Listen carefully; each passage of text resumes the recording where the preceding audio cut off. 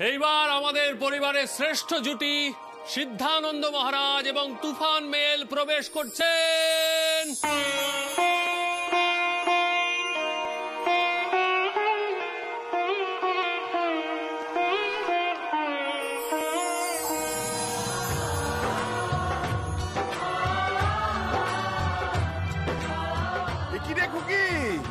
ছোট বৌমা বরণ করছে যে, এ তো দারুণ ব্যাপার।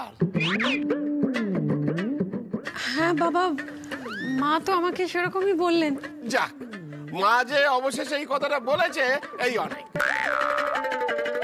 ছোট বৌমা, তোমার শ্বশুর মশাইকে বলে দাও এইসব সাংসারিক বিষয় তার জন্য নয়, তিনি অনেক উঁচু মাপের মানুষ।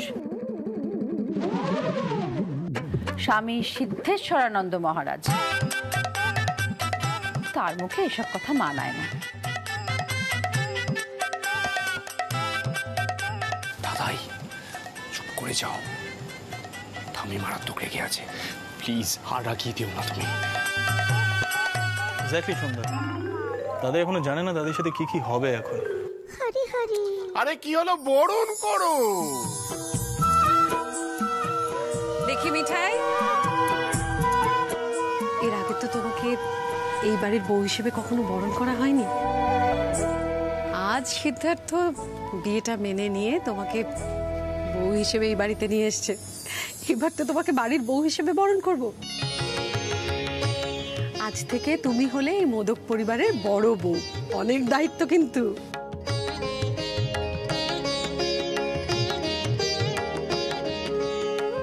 বড় বউয়ের সম্মানই আলাদা, আর দায়িত্ব অনেক। হ্যাঁ, তাহলে বলছি না যে অন্য বউরা বানের জলে ভেসে এসেছে। ছোট বৌমা, তুমি কিন্তু এখন শাশুড়ি, নাও বরণ করো।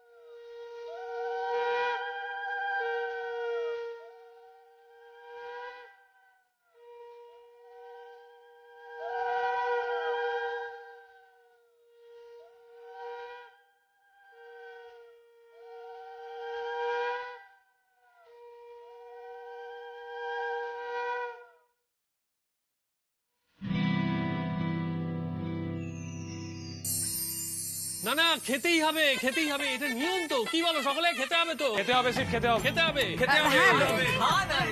থাক থাক থাক, ও সব পছন্দ করে না, থাক।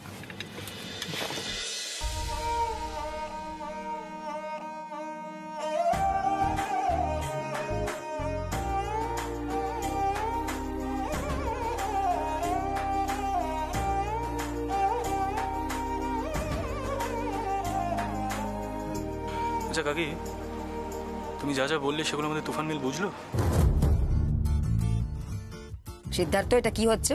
নতুন বইয়ের সাথে কিন্তু কোনো ঠাট্টা করা চলবে না, যে করবে কানমোলা খাবে। সেট, এখানে কিন্তু মিঠাইয়ের এসিপি দাদা উপস্থিত আছে, ভুলে যাও না সেটা।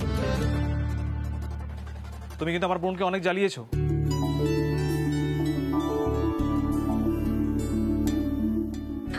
দিমাগ, এবার তো মিঠাই দুধের আলতায় পা দিয়ে ঢুকবে।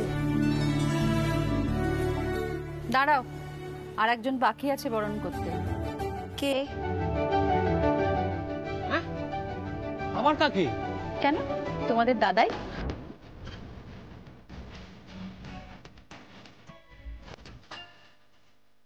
তিনি তো আবার গৃহে প্রবেশ করছেন না, তাকে তো বরণ করা দরকার। তিনি মোড়ঘরাতে প্রবেশ করবেন। ছোট বৌমা, যাও বরণ করো। দাদু, তুমি কিন্তু শেষ হয়ে গেছো, ঠাম্মা খুব খেতে আছে। হ্যাঁ, আসুন, স্বামী সিদ্ধেশ্বর আপনাকে বরণ করা হোক। আসুন মহারাজ, আসুন। তাই ছবি তুল, ছবি। এই তো ছোট বৌদি নে। আরে আমি মজা করছি না, করো বরণ করো। বাবা, তোমার এই কাণ্ড কারখানার বহরটা এবার বুঝতে পারছো তো?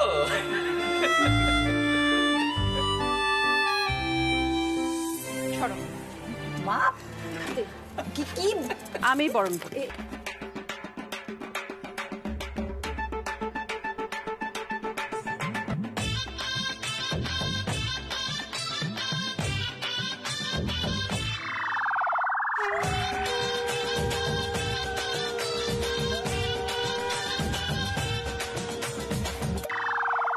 এটা কিন্তু ভারী অন্যায় কিন্নি। কোনো অন্যায় নয় দাদাই, আমি রাইটস আছি। তুমি কম কান্না কাঁদাওনি এই ঠান্নাকে। আচ্ছা ঠিক আছে, মেনে নিলাম। এবার তো ভেতরে ঢুকতে দাও। আর বাবা, মিঠাই তো কোনো অন্যায় করেনি। মিঠাই, তুরুচ্ছি বাবুকে বল ভেতরে ঢুকতে। আয় আয় আয় আয়, ভেতরে আয়, ভেতরে আয়, ভেতরে আয় বাবা, আয়। ও এক মিনিট, ইয়ে মানে বলছি, গাঁট ছড়া তো নেই। সিদ্ধার্থকে মিঠাইয়ের হাত ধরে ভেতরে ঢুকতে হবে। কি হল্লা বাটি, কি বলছো? একদম। হোয়াট ননসেন্স ইজ দিস রাজীবদা? কি বলছো তুমি? দাদা ভাই, জিজু তো ঠিক কথাই বলেছে। দেখো, তুমি মিঠাইকে এ বাড়িতে নিয়ে এসেছো, তাই মিঠাইয়ের হাত ধরেই তুমি এ বাড়িতে ঢুক।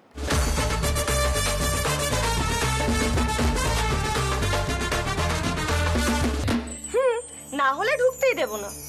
দেখ, সাধারণত বোনেরা দৌড় আটকায়, টাকা চায়, আমরা এটা চাইছি।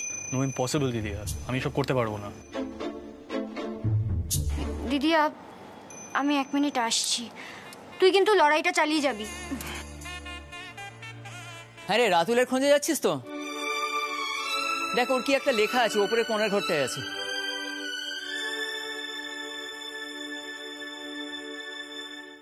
কি হলো সিট? মিঠাইয়ের হাতটা ধর। আরে ধুর, নিজের বউয়ের হাত ধরবে, তাতে আবার এত লজ্জা কিসের?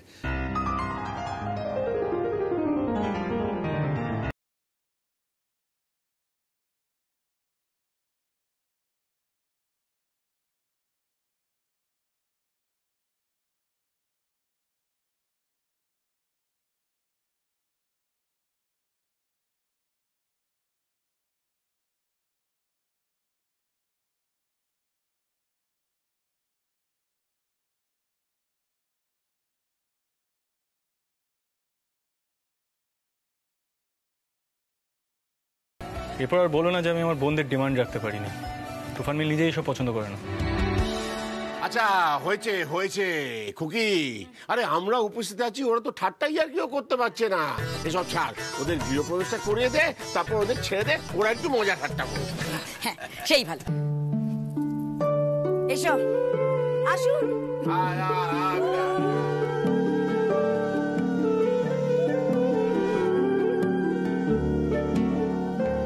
এই বাড়িটার উপরে 2 পা দিয়ে দাঁড়া।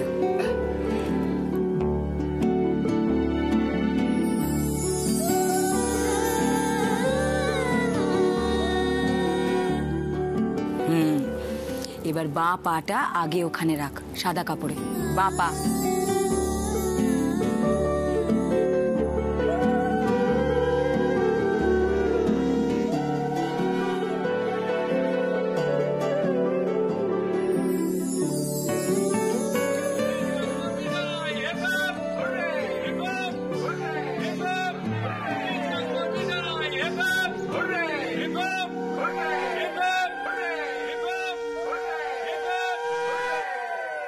জানিস ও, আজ আমি খুব খুশি।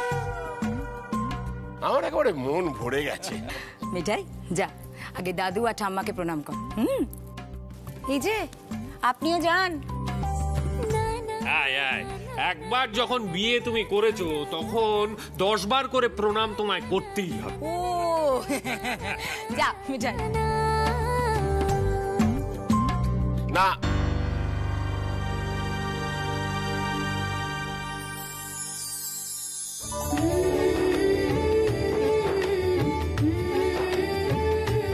খুব ভালো থাকবো, খুব ভালো থাক। ভালো থেকো।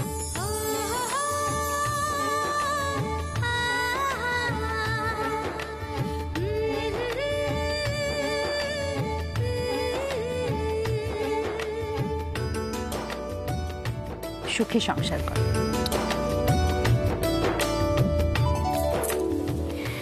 যা শ্বশুরমশাইকে প্রণাম করে আয়। বুঝলি না তো? আরে বড়দা নেই তো কি হয়েছে, ছোটদা তো আছে, আরেক শ্বশুর। হ্যাঁ কিরে ছোটদা, আয় সিদ্ধার্থ আয়। আরে আয় মা, আয় আয় বাবা, সুখে থাক মা, সুখে থাক, আনন্দে থাক। মিঠাই, তুই এতদিন আমাদের সকলকে হ্যাপি রাখার চেষ্টা করিস, এবার আমাদের পালা তোকেও হ্যাপি রাখার। আর সেটার গুরু দায়িত্ব কার? তোর, মনে রাখবি।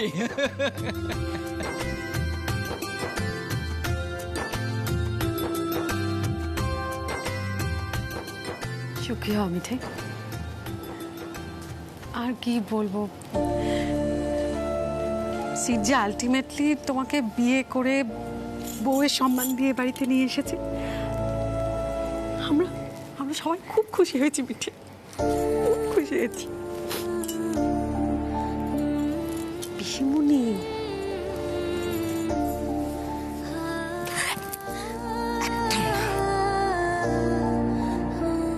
খুব ভালো থাক, খুব ভালো থাক।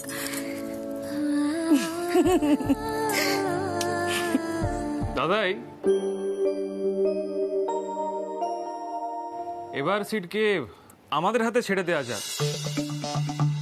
মানে আমরা একটু ইন্টারোগেট করে দেখিনি, হঠাৎ কি মনে হলো যে বিয়ের কনসেপ্টটাও মেনে নিল, মানে আদেও কিছু বুঝলো কিনা, ও কি করে বসলো। রুডি, তুই কি রাজীব দাদের দলে নাম লেখালি নাকি?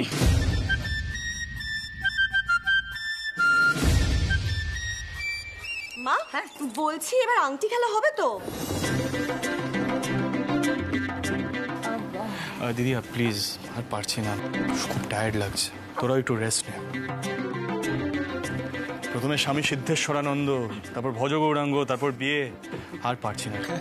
থাক থাক, সত্যি আর কিছু করার দরকার নেই, ঢের হয়েছে। যা তো, তোরা গিয়ে একটু বিশ্রাম নে। আর তাছাড়া আমার এই বাবা মশাইয়ের জন্য কিছু কম হ্যাঙ্গামা তো হলো না। আচ্ছা, যত দোষ তাহলে এই শর্মা। আর এই যে এই অর্বাচীন যে বিয়ে করতে রাজি হচ্ছিল না, তার বেলা শোনো, এবার থেকে আমি সবার উপর কড়া নজর রাখবো। কারোর মধ্যে একটু বেচাল দেখলেই আমি আবার সংসার দেখব। হ্যাঁ, এবার কিন্তু কেউ আমার খোঁজ পাবে না।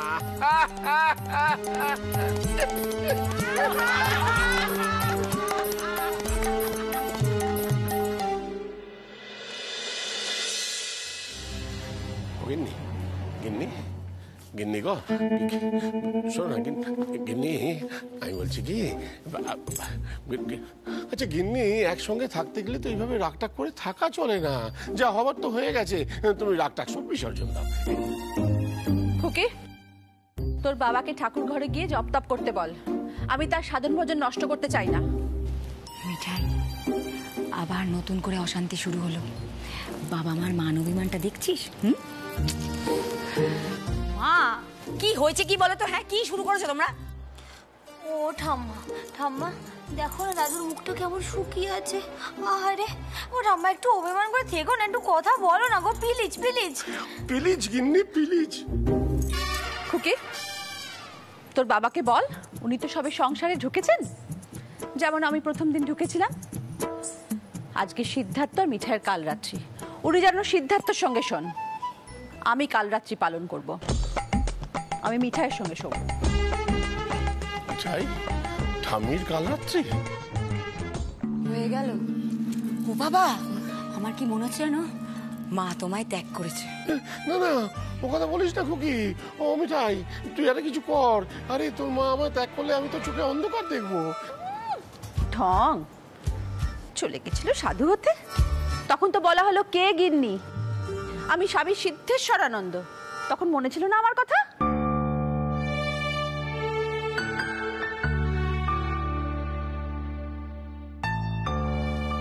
মাসিমা,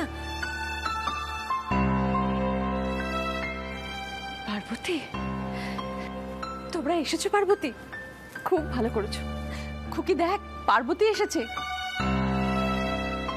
গোপাল তোমার প্রার্থনা শুনেছেন পার্বতী, দাদু ভাই বিয়েটা মেনে নিয়েছে। মিঠাইকে এই বাড়িতে আর আশ্রিত হয়ে থাকতে হবে না। তুমি আমার নাত বউকে আর কখনো এই বাড়ি থেকে নিয়ে যেতে পারবে না, এটা আমি বলে দিলাম। মিঠাই আয়।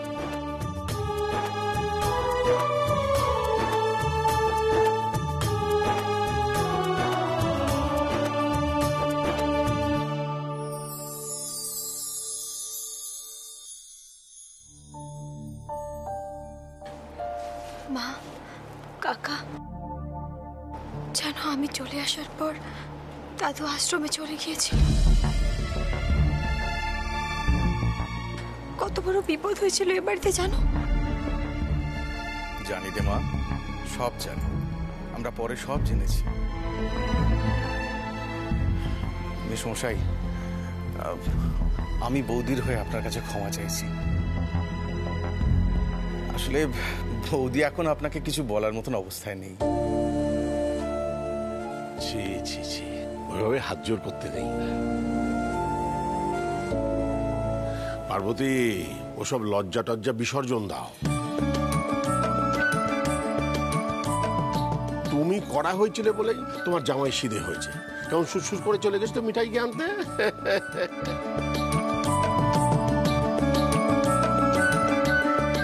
জানো, সবার সামনে হাঁটু করে বসে বিয়ের প্রস্তাব দিয়েছে ওকে। এবার থেকে তুমি কড়াই থাকবে।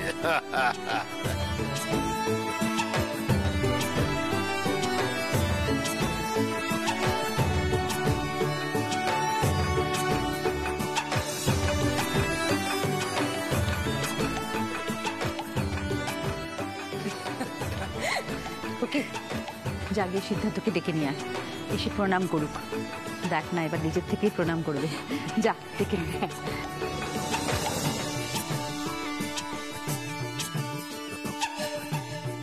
উমা, তুই ওখানে দাঁড়িয়ে আছিস কেন?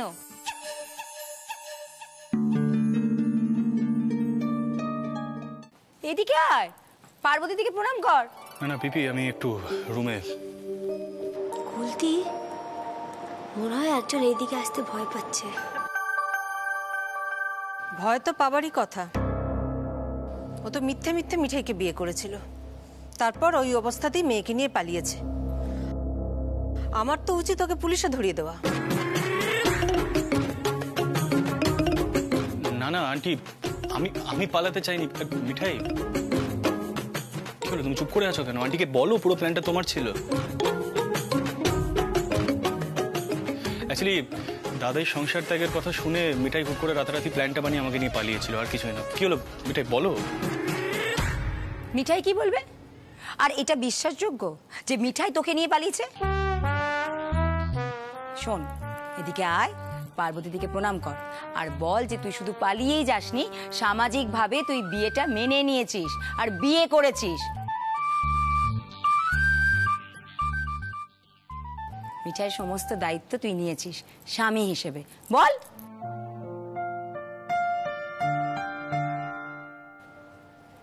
যাও পার্বতী।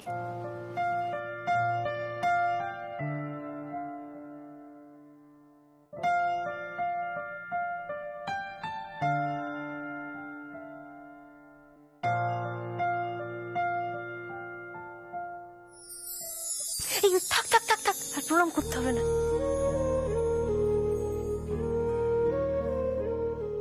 আমার ব্যবহারে কিছু মনে করো না, আমার মাথা ঠিক ছিল না। মিঠাই তো আমার ওই একটি মাত্র মেয়ে।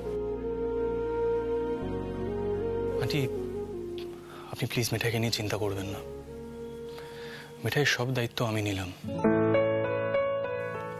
আপনারা যেমন ভাবে চেয়েছেন তেমন ভাবেই দায়িত্ব নিলাম।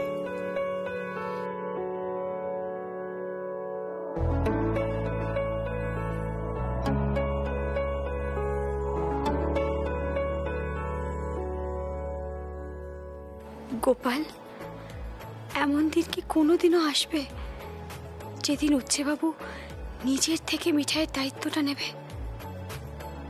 সকলে চাইছে বলে নয়, ভয় কাটানোর জন্যও নয়, শুধু শুধু মন থেকে মিঠাইয়ের সব দায়িত্ব নিজের উপর নেবে। না না, বড্ড বেশি আশা করে ফেলছে মিঠাই, তাই না গোপাল?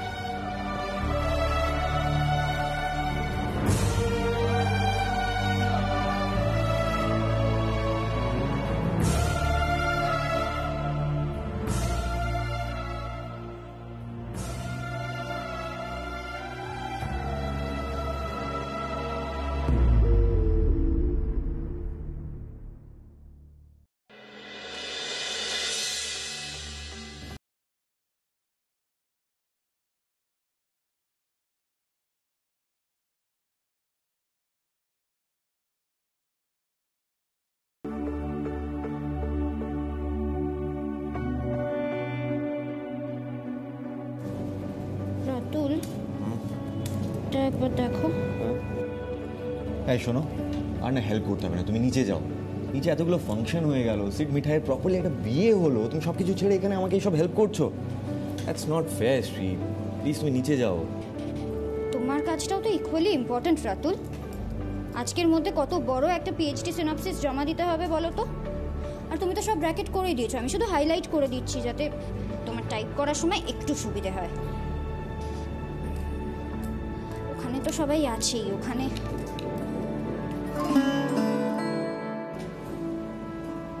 একটা কথা সত্যি করে বলো তো, নিচে এত হই হুল্লোড় হচ্ছে, সেখানে যেতে ইচ্ছে করছে না? এখানে দাঁড়িয়ে থেকে একটা বোরিং কাজ করছো, ভালো লাগছে? ভালো না লাগলেও অনেক সময় অনেক কিছু করতে হয়। রাতুল, আমার দিকে তাকিয়ে টাইম ওয়েস্ট কেন করছো? কত কাজ পড়ে আছে, কমপ্লিট করে নাও সেগুলো। হ্যাঁ, বকছো কেন? এই রাতুল, টায়ার্ড হয়ে গেছো না খুব? আমি কফি করে আনছি, দাঁড়াও। না না না শ্রী শ্রী শ্রী, দাঁড়াও দাঁড়াও দাঁড়াও, কফি করতে হবে না প্লিজ। এখন কিচেনে রান্না বান্না হবে, কি দরকার? কফি খাবো না আমি। ওকে, এই জন্য তুমি ওপরের কোণার ঘরে এসে বসে আছো, যাতে তোমার জন্য কেউ ডিস্টার্ব না ফিল করে। বুঝলাম। তবে কফি করার জন্য আমাকে মোটেই নিচে যেতে হবে না, এখানে তো একটা ছোট সেট আপ করাই আছে। কেউ ব্যবহার করে না বলে কাজে লাগে না। আসছি আমি। কথা শোনা তো স্বভাবেই নেই, অনেক আগে বুঝে যাওয়া উচিত। ধরেছে যখন কফি খাওয়াবে তখন খাইয়েই ছাড়বে।